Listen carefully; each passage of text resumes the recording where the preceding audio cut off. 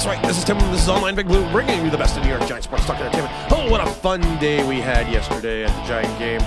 Not with the tie. We're going to talk about the tie, but we had a lot of good times. I brought the Big L with me.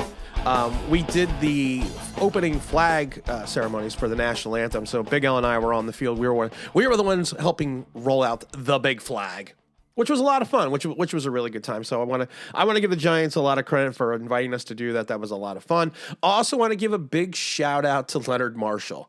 Leonard Marshall, who's been signing autographs at the Coaches Club pretty much all season. We ran into him again, and I have to, it gave me a warm, fuzzy feeling because he knew who I was. He knew me by name. So, and it was interesting though, because, and not to bore the younger fan base, but when you think of Leonard Marshall, you think about the big hit on Joe Montana, the one that knocked him out of the game.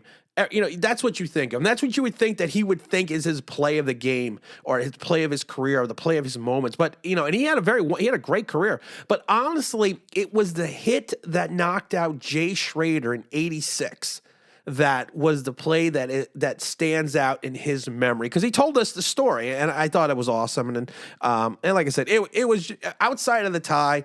It was just a great. It was a great day. It was a great experience. We got there like at 8:00 in the morning. Didn't get home. I didn't get home until after 8. So again, to the Giants, big shout out, big thank you. Oh, the Giant game though.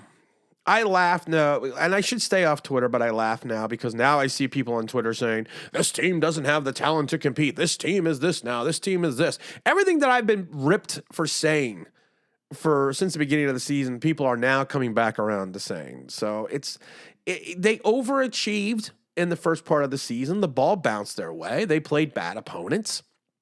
And you can only play the people that are on your schedule. But now as you're getting into the money part of the schedule, as it turned out, the Giants had the hardest ranked schedule in the second half of the season. You're starting to see the cracks in the facade. You're starting to see Danny Dimes, and I don't call him that. He to me, he's Danny Dink and Dunk. And it's the lack of faith. I find your lack of faith disturbing. That the coaching staff does not have in Daniel Jones, which is self-evident through this game. And I find it interesting that if you are in the stands and if you are watching this game and you are listening to the people around you, and I think if you create content or you do something, you should go to these games, because that's how you actually get the feel and the pulse for this team. There is no confidence in the stands when Daniel Jones has the ball and he is needed to do something. There is no confidence. There is no there's a couple people, but there's no rousing cheers. There's no, come on, Danny Dimes, you could do it. There's nothing. There's almost an air of something is going to go wrong. He is going to take a sack. He's going to put us in the wrong position. That you can feel it. You can literally feel the air get sucked out of the stadium when that happens, when he comes in. And it's kind of interesting because you kind of wait for the entire game for the Giants to have that one drive. And the Giants always have that one drive in the game that gives you confidence in Daniel Jones. Never me, but you get confidence in Daniel Jones from that one drive. And this one drive happened to occur inside the 30 when inside our own 30. That was our one big drive. That was our one big touchdown drive. But it's just one of these things that there's just no air of confidence. And people are going to say, "Well, Daniel Jones was so efficient. Look at his passing percentages in this. He was 25 for 31 for 200 yards, and 55 on it came on a nice play again by Darius Slayton." And they're going to say he led the team with 12 rushes for 71 yards. It doesn't do anything if you're running between the 20s. You drive for show, you putt for dough. You get inside the 20, you need to score. You cannot come up with 3 points. You cannot trust Graham Gano all the time. And I'm not even going to get into his fumble. But when you're 25 for 31 for 255 came on a nice play from your wide receiver, yeah, you may have accuracy, but you're only having the ball go 6 yards at a clip. I'm sorry. He's just not the guy. And more that we get into the money season, you are seeing it. When the Giants at the end, when they were trying to come back at the end, and they were trying to come back after the tie, Daniel Jones he threw the ball a couple times deep. And everyone's going to talk about the Darius Slayton drop. It wasn't the Darius Slayton drop. Darius Slayton beat his man, Daniel Jones, in a clean pocket, lollipopped the throw, and came up short. Sorry, I was there. I was sitting in the 17th row on the 50-yard line. I was there. The second play he went deep, it was the same thing. It was a bad throw. It was a bad decision on a bad throw. And the people are going to blame Kafka for the play calling. It's not Kafka. Does anyone not find it interesting that two regimes in a row have now looked at Daniel Jones and said, we need to go conservative. We need to have him be a game manager and not have us get hurt in reference to turning the ball over because they don't trust him. It's the lack of faith. I find your lack of faith disturbing. That's what it is. So don't blame Kafka. They go into the tank because of the fact that they are afraid what Daniel Jones is going to do. I found it interesting. I guess it was a minute 33 left when they tied the score, when actually Washington came down and got the touchdown. And I said to Big L, I said, do you think Riverboat Ron's going to go for the 2-point conversion? Because there's still like a minute 33 left. He said, do you think he's going to go for the 2-point conversion? And I said, because, I probably wouldn't. I'd probably kick the field goal, just go in 2020 because you can hold the Giants offense if you put the ball in Daniel Jones's hands. You can do this. And that's exactly what they did. And it's funny though, because I was listening to the to Bob Pop and Carl Banks. And I find it interesting that Carl Banks to me used to be the biggest Giants homer in regards to everything Daniel Jones and everything else. He really did. He really seemed to be that homer to me. But in the last 6 weeks, the pendulum has kind of swung even for him. He had mentioned on multiple occasions where Daniel Jones went to the first read check down that he had guys open downfield and he didn't even look.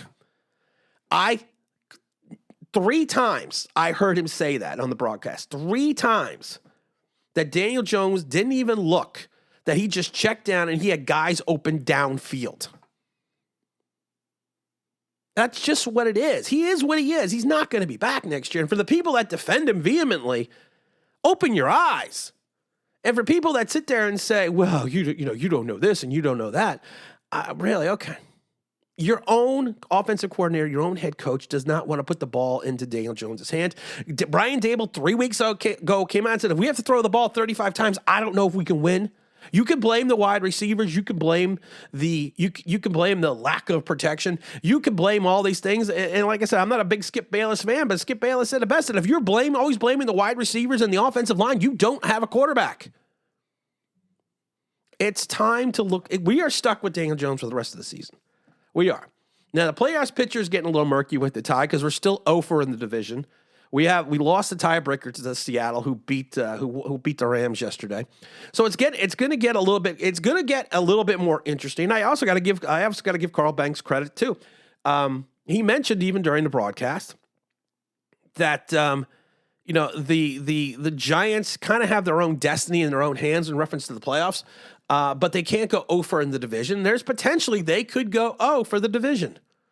Because you still have Washington at home, you have Philadelphia, and then you have Philadelphia twice.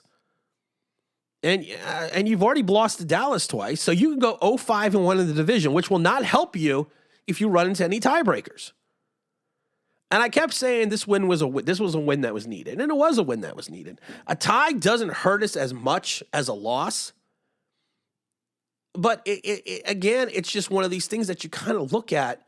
And you're just like, and it was interesting because you kind of knew at one point the Giants were playing for the tie. It's almost like in the overtime, they were playing for the tie. So it just, I don't know. It just, and and like I said, I am more upset that we lost. And like I said before, I'm just enjoying the season because it's the lack of talent that is on this team. We face the 11-1 Eagles. Then we go to the Commanders who are coming off a bye. Then we still have the Minnesota Vikings. Then we still have the Indianapolis Colts. The combined winning percentage for the teams we play now is 72% was the winning percentage. So right now, Seattle's improved to 7-5 to moved into the 7th seed. The Commanders are now in the 8th and 1 spot out of the playoff picture. So if the Giants lose and the Commanders win, then the Seattle wins, then the Giants fall out of the playoffs. It's just going to be a tough road. You have a Herculean task coming up the next couple weeks that you kind of have to figure out what the hell's going on. But like I said, it's almost like at one point that the Giants were playing for the tie. And I find it interesting that the Giants they chose to punt with 1:42 left in OT, and the Giants had 4th and 3 on the Washington 45-yard line. Why not go for it? Or attempt a long field goal. But they took the delay of game and they punted. So I found that a little interesting. I've been playing. I played a video. I've been playing a video in the beginning of the Giant players coming in off the field, and you got to slow it down because Shane is in that video, and Shane was pissed. Shane was pissed when he came off that field. He actually, and I find it interesting that he actually ran back onto the field on overtime with about 5 minutes left, and boy, he was pissed. He was like, I can't. He was at one point. You could see him saying, "I can't believe we mother effing lost this game." But right now, the Eagles are a 6.5-point favorite over the Giants at home. Like I said, it was once again, it was just in the defense itself. The defensive line has got to figure it out. Washington had 36 carries for 165. Heineke did not have a good game, even though he was 27 for 41 for 275 and 2 touchdowns. We put some pressure on him. Kayvon Thibodeau had the nice sack in overtime, but he's got to learn to try to go after the ball. And it was only his second sack of the season. It was nice to see Azeez Ojulari come back with a big strip sack in the third quarter. He also recovered his own fumble, but the run is going to kill us. Zion Gilbert, man. Zion Gilbert missed the tackle on Dobson's 28-yard touchdown to tie the game late in the fourth quarter. He was getting beat like he stole something, Zion Gilbert. And then I love it because he makes a play. Him and Fabian. He made a play. And he got so excited for himself. And then the next play he gets burned. And it's like, dude, and I do think that sometimes and I've said this before, I think sometimes with the Giants now, they're believing their own press. They're believing their own clippings. Because of the fact that Zion was getting beat like he stole something all game long at one point. And then you make one play and you're gonna make it like you just won the Super Bowl. And I know it's your first game, but they always say, act like you've been there. We got to figure something out against Philadelphia. Do I think we're going to win this game against Philadelphia? No, I don't think we're going to win the game in Philadelphia. I think we may get blown out in this game because Philadelphia's defense is too good. They have too much offensive firepower. And like I said, I was worried that we could potentially lose after the Detroit game, and I said it on a podcast before, after the Detroit game, I was concerned that we could potentially lose every game for the remainder of the season and only finish with 7 wins. So, I mean, you got to hope the Indianapolis game is something. We may finish with 7 wins. And like I said, it would still be a good season finishing with 7 wins because I said 5. But I just love how everyone's turning around and saying, well, this team doesn't have any talent. Weeks ago, we were fucking world beaters. We were competing. People were unsubscribing to my channel because I was so mean. No, how about the fact that I was just being honest? And now that you're finally seeing it and coming around, people are like, well, this team just doesn't have the talent to compete. Blah, blah, blah, blah, blah. Will I go to the Philadelphia game? I'm probably going to end up going to the Philadelphia game. Been going, like I said, I feel, and like I said, the channel is going dark February 17th. It has nothing to do with the season. It's just time to move on and do other things. And if you haven't listened to it, go listen to it. Get Off My Lawn, The Mad Ramblings of Gen Xer. It's a podcast. It's, it's political. It's entertaining. It's entertainment. It's news. It's everything. It's a lot of fun to do. We're everywhere the podcast is found. It's really taken off and really blown up. And those that have left nice reviews on iTunes, thank you so much. And if anyone else is on iTunes, please leave a review. Now, it's good that you leave the 5 stars, but reviews are good too. I like when people leave reviews because I feel like I get an understanding, an idea of what people like and don't like about the channel. So I think we have like 210 5-star reviews already. We've only got like 12 episodes, so it's crazy. And I really appreciate everyone that comes on and and listens and downloads. So again, from the heart, thank you so much. Big shout out. I miss Lorenzo. I'm sorry, man. I didn't get your message till late. We were at the other side of the Pepsi Center. We had to be at the game at 8:30.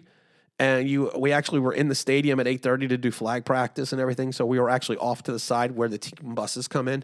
So we weren't really in the stadium. We were kind of like in the stadium, but by one of the entrances to the field. So we were in a tent over there. So I'm sorry I missed you, Lorenzo. Hopefully you had a great time at the game. If I do go to the game, I'll let everyone know because, like I said, it's we're running out of time in this season. But let's move forward. Let's do what we need to do. And again, this is Tim with Online Big Blue, bringing you the best of New York Giants sports talk entertainment. And as always, if you could like, if you subscribe, if you can ring that bell, you think it means that'd be awesome.